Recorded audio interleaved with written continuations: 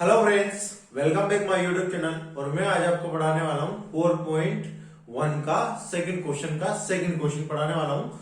तो मैं आपकी स्क्रीन पे आ चुका होगा सेकंड क्वेश्चन। ये रीड करता हूँ इसको। The product of two conjugative positive integer in 306 we need to find the integer. तो मतलब मैंने इंग्लिश में पढ़ दिया, हिंदी में पढ़ता हूं मैं। तो यहाँ पे दिया हुआ है तो दो क्रमांक धनात्मक पूर्णांकों का गुणनफल 306 है। क्या दिया? दो धनात्मक पूर्णांक 206 है, इनके पूर्णांकों को ज्ञात कीजिए। मतलब यहाँ पे बोल रखा है सेकंड क्वेश्चन में कि द्विघात समीकरण बनानी है, मतलब क्वाड्रेटिक इक्वेशन बनानी है। तो यहाँ पे मान लो मतलब मान के चलो लेट। अब लेट क्या माना मैंने? द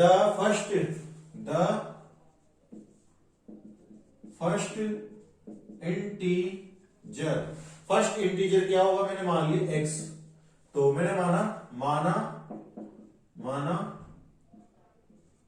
पहला क्रमागत धनात्मक पूर्णांक क्या है मेरे पास? x आ गया। पहला धनात्मक पूर्णांक क्या आ गया? x आ गया। और नेक्स्ट क्या होगा?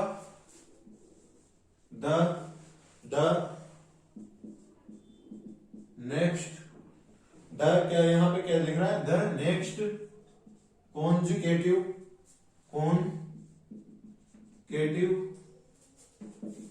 इंटीजर पॉजिटिव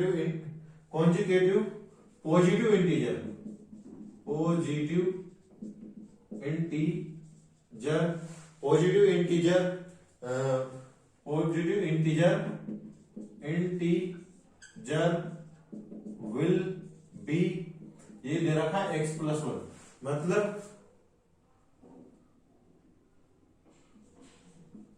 दूसरा धनात्मक पूर्णांक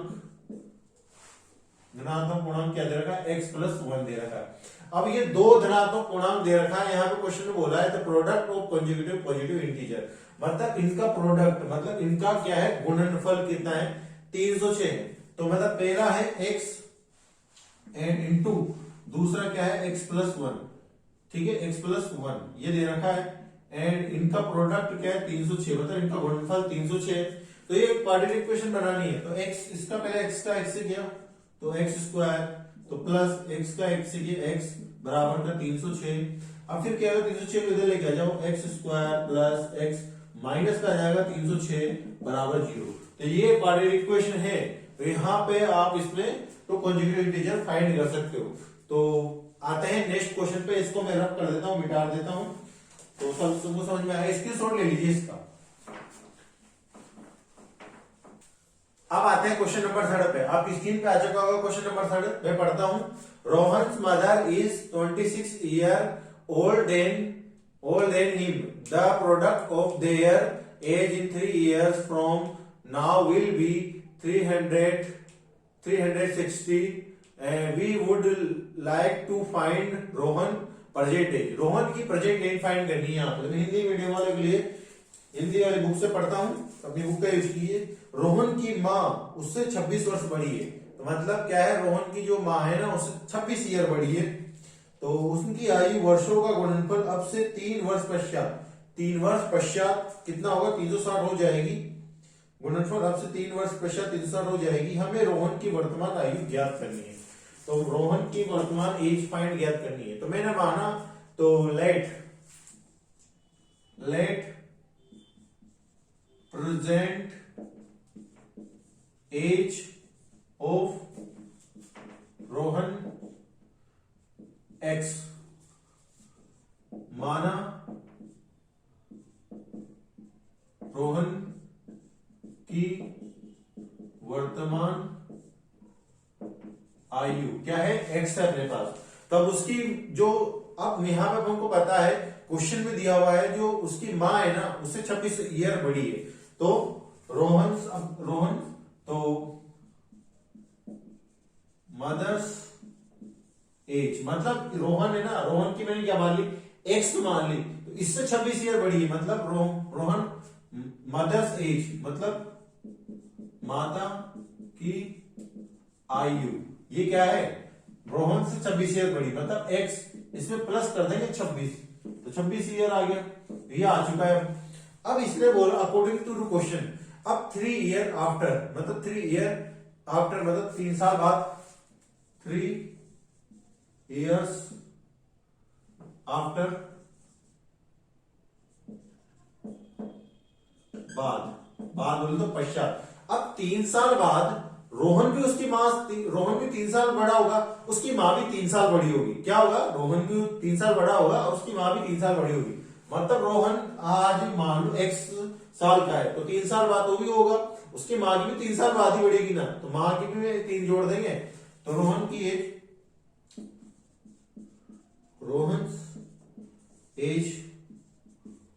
रोहन की आयु क्या है, x प्लस 3, ये दी हुई। और मदर से 3 ईयर आफ्टर, 3 ईयर ठीक है ना, आफ्टर 3 ईयर, तो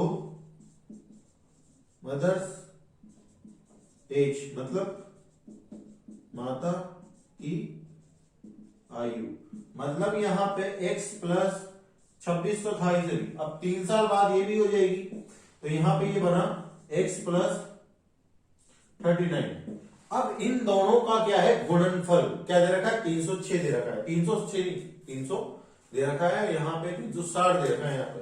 तो इन दोनों का गुणनफल मतलब इन दोनों का प्रोडक्ट, तो यहाँ पे रोहन की age x plus 3 into X plus 29 upon equal to 360। अब इसको क्या करेंगे, मल्टीप्लीकेशन, x का x से किया तो ये क्या जाएगा एक्स स्क्वायर, 3 का x से किया 3x, और 3 का फिर क्या मैंने x का x से किया तो x का x से किया तो एक्स स्क्वायर हो गया, फिर 3 का किया मैंने x से तो 3x हो गया, फिर मैं क्या करूंगा x का करूंगा मैं 23 से 23x हो गया, फिर 3 का करूंगा मैं 29 से, तो 29 से करूंगा तो इसका मतलब यहाँ पे प्लस का आएगा मेरे पास 27 का 7 2 हासिल, तो 3 6 7 8 87 बराबर का 360। अब इसको मैं इधर कर देता हूं, तो यहां पे करता हूं मैं इसको, तो यहां पे एक्स स्क्वायर, देखो एक्स स्क्वायर 3x और 29 को 3x से करूंगा तो यहां पे बन गया एक्स स्क्वायर प्लस का, उसके बाद यहां से तो ये हो गया 32, तो ये हो गया 32x प्लस, उसके बाद क्या करेंगे यहाँ पे 87 है, इधर आएगा 316 बराबर 0, उधर बच जाएगा, इसको माइनस करेंगे तो एक्स स्क्वायर प्लस, अब यहाँ पे 32x, तो यहां से बचेगा 3 और यहां से बच गया 3, तो यहां से 1 हासिल गया, तो 15 में से 8 गए तो 7 और 2, तो क्या बच गया माइनस के 273 बराबर 0। एक क्वाड्रेटिक इक्वेशन बनी, इस क्वाड्रेटिक इक्वेशन से बदल के एज और इसकी एज फाइंड कर सकते हैं। तो आई होप आपको समझ में आया होगा, तो मैं रब कर देता हूं इसको, आते हैं नेक्स्ट क्वेश्चन पे। तो स्टार्ट करते हैं क्वेश्चन नंबर 2 का, फोर्थ क्वेश्चन पे आते हैं। फोर्थ क्वेश्चन में दिया गया है, मैं इंग्लिश में पढ़ता हूं पहले, अ train travel a distance of 480 kilometre of eight uniform speed, मतलब एक जो ट्रेन है वो एक समान चाल से 480 किलोमीटर तय कर रही है, बोला गया यहाँ पे। If the speed had been 8 kilometre per less, मतलब उसकी स्पीड क्या कर दी आप 8 किलोमीटर प्रति आवर कम कर दी।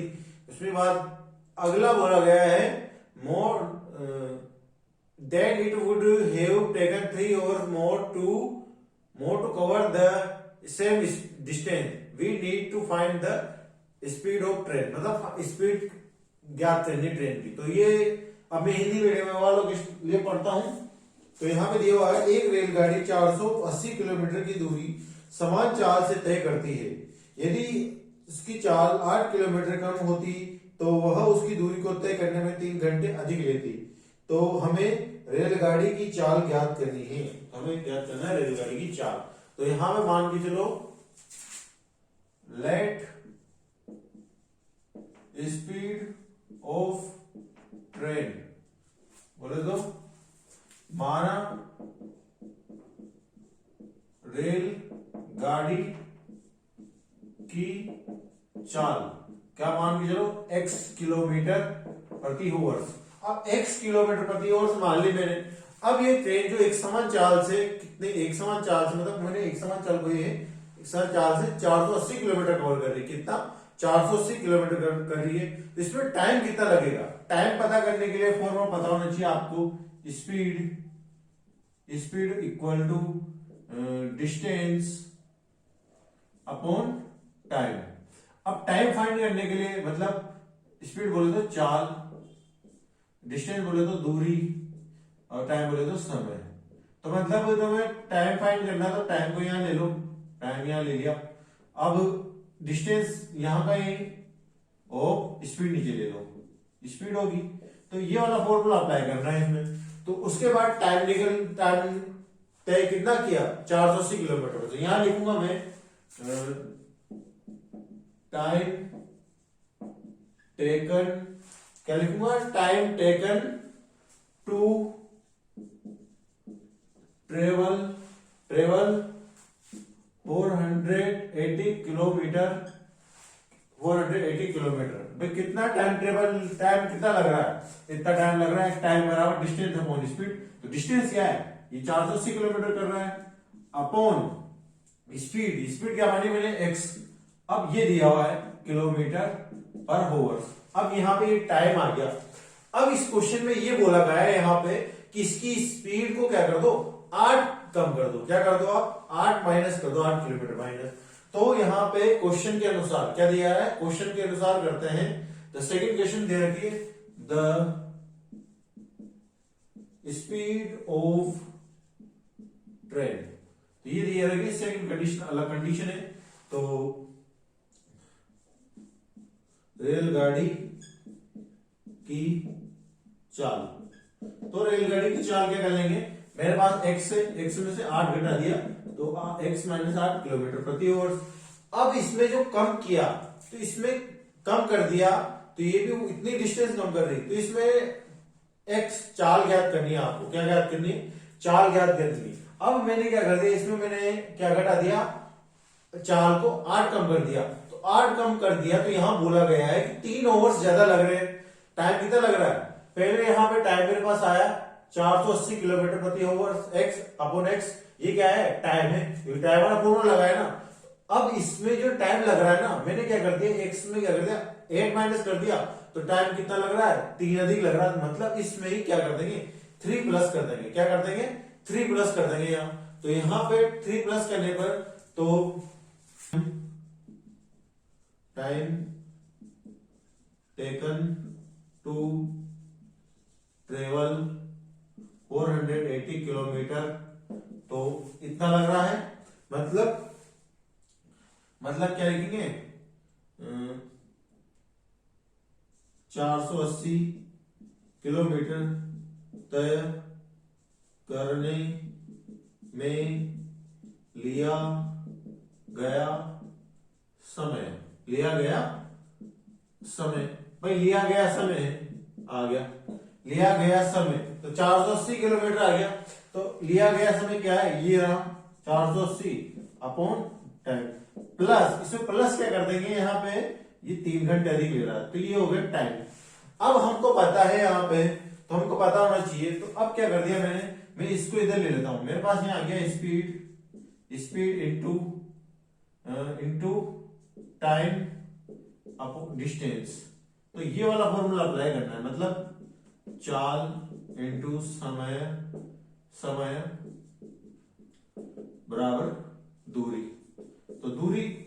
तो चाल क्या है, स्पीड क्या है। अब स्पीड क्या है जो सेकंड कंडीशन में बनी है, तो ये होगी x माइनस 8 एंड उसके बाद इनटू टाइम क्या है आपके पास, ये आया 480 x अपॉन 3 इक्वल टू कितना डिस्टेंस कवर कर रही है, दूरी। तो ये 480 कवर कर रही है। उसके बाद क्या कर दो, इसे इंटू कर दो। तो यहां से x इंटू किया, तो x इंटू 480 अपॉन x आ गया यहाँ पे।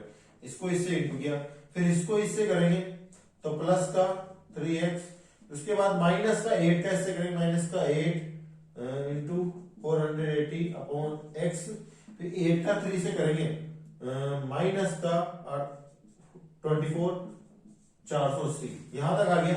उसके बाद मैं नेक्स्ट बताता हूं, उसके बाद दिया हुआ है यहाँ पे, तो x से तो x कट गया, ठीक है। तो 8 का इससे मल्टीप्लाई किया तो क्या हो गया यहाँ पे 480 प्लस 3x, उसके बाद माइनस दिया हुआ है यहाँ पे आया है आपके पास 3840 अपॉन x 24 इंटू 4008, ये 480 दिया हुआ है। तो यहां से इसको आगे सोल्व करता हूं मैं यहाँ पे, इधर यहाँ की साइड। तो उसके बाद इसको सोल्व करने से क्या करेंगे, इसको क्या करो, इसको इधर लेके जाओ, माइनस कर दो, 24 में से 480 माइनस किया। उसके बाद एलसीएम ले लेंगे, इसको क्या करेंगे हम, इसको इधर लेके जाएंगे यहां से, तो यहां से इधर लेके जाएंगे तो 480 में से 480 तो कट ही गया ओनली। तो यहाँ क्या बचा 3x माइनस 3840 अपॉन x 24 480। अब देखो इसको इधर लेके जाओगे यहां से तो उधर जाके माइनस हो जाएगा, ठीक है ना 480, तो इससे तो कट गया, जीरो हो गया यहाँ पे।